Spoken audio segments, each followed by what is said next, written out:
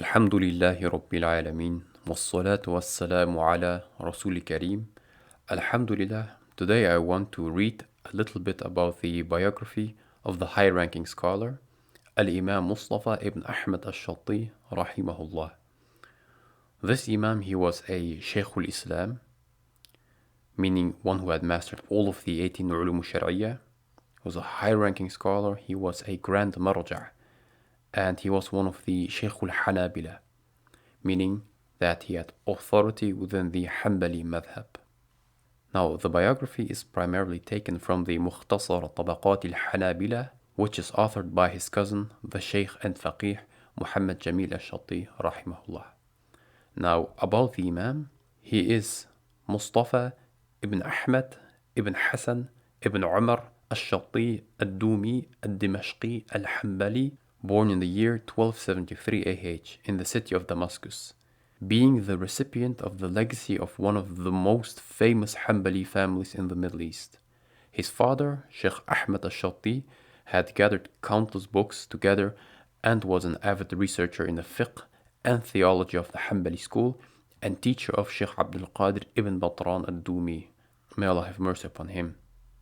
Sheikh Ahmad Ash-Shatti, the second of two sons by the legal authority for Hanbalis in his time, and his father, Sheikh Hasan ibn Umar Ash-Shatti, who was a dedicated war hero and heresiographer, exposed and refuted the rise of the Salafi movement in their area.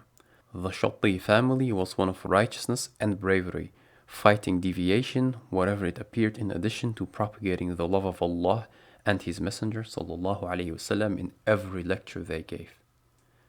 As a youth, Mustafa studied with his father, uncle and other Hanbali authorities of the time, including Abdullah ibn Sufyan al-Qaddumi, Ahmad ibn Ubayd al-Qaddumi, Muhammad ibn Ubayd al-Qaddumi, and Muhammad ibn Uthman al-Dumi. He quickly became distinguished among the students for his quick memory, love for hadith, and strength in creed, his favorite subject. As he came from a family of Hanbali theologians, it would seem that he would follow in their footsteps, reading the foundational texts such as the Splendid Pearl with his commentaries by his grandfather and the Grand Imam Muhammad ibn Ahmad as-Safarini, the Brilliance of Belief by Muwaffaquddin ibn Qudama with his commentaries, along with the Essence and Letter of Faith by Abdul Qadir al-Hanbali al-Ba'ali, and numerous other texts.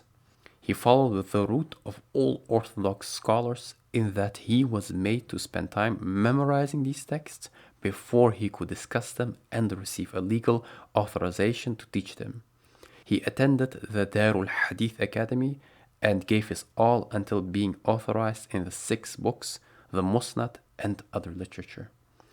As a young adult, Imam Mustafa became an expositor, then a jurist, and not long after was promoted to be a judge.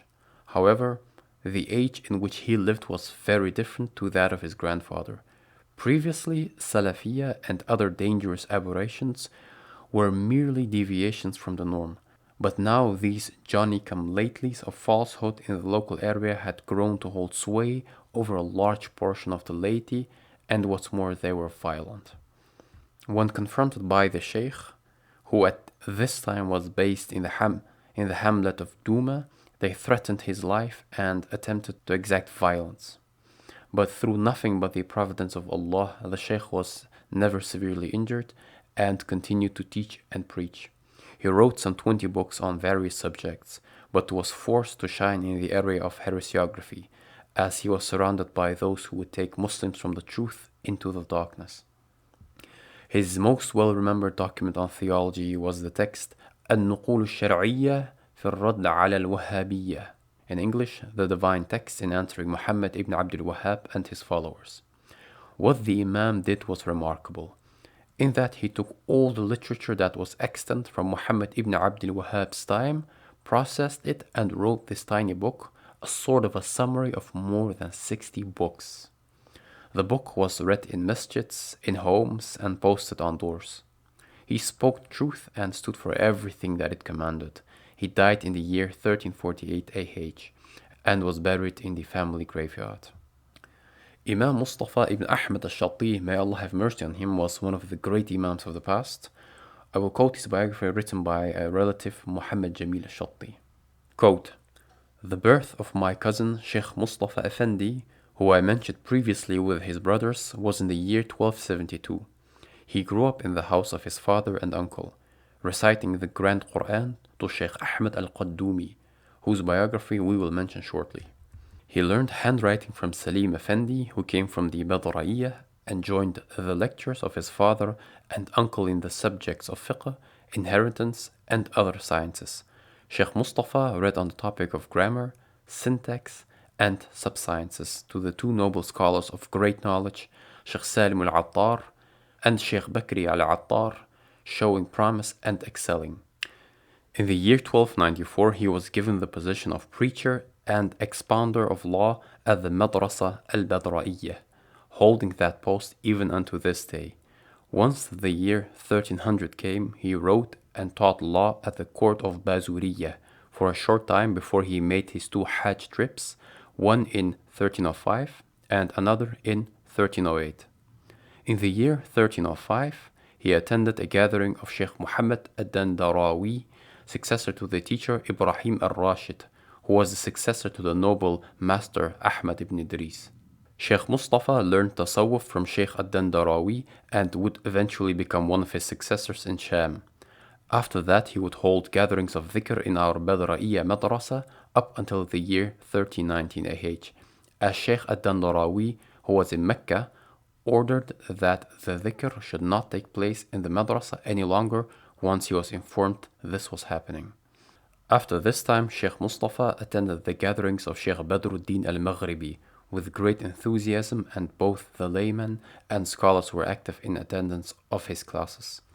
Imam Mustafa was given at that time a great love for the Sufis, the people of soul existence, direct experience by their speech and their way, so that this became for him a methodology that he made use of, called to and taught this in the madrasa. Students benefited from him in fiqh, grammar, and other sciences. In the year 1316 AH, he was given the responsibility of giving rulings in the land, as his father had died, and he was not long in that position before it was given to those that do not deserve it, and what was meant to happen took place. Once he went on his way, the Ottoman government in 1337 AH gave him the post of teaching and giving rulings as a qadi in the city of Duma, and he went into that position and remained so up until today. And this is not anything new for the people of knowledge and virtue.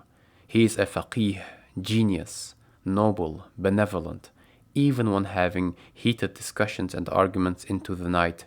He authored a book in refutation of the Wahhabi group, and at the last part of it he wrote a research point on tasawwuf that was printed in Beirut in the year 1330, and made some poetry as well. Some of this was sent to men in the Ottoman government, including statements like, "From you my hand has been planted in the tree of ihsan, and this has led to the most majestic flowing of means. It is by your virtue and due to you that it grows, which is why gatherings are to be made. Without this, the tree of faith becomes dry and not moist." Close quote. This is taken from Mukhtasar Tabaqat il-Hanabilah, pages 207 until pages 209. And we ask Allah subhanahu wa ta'ala to have mercy upon Ash-Shaikh Mustafa Ash-Shatti, upon his noble teachers, and all of the teachers of Muslim orthodoxy, and all of the believers. Walhamdulillahi Rabbil Alameen.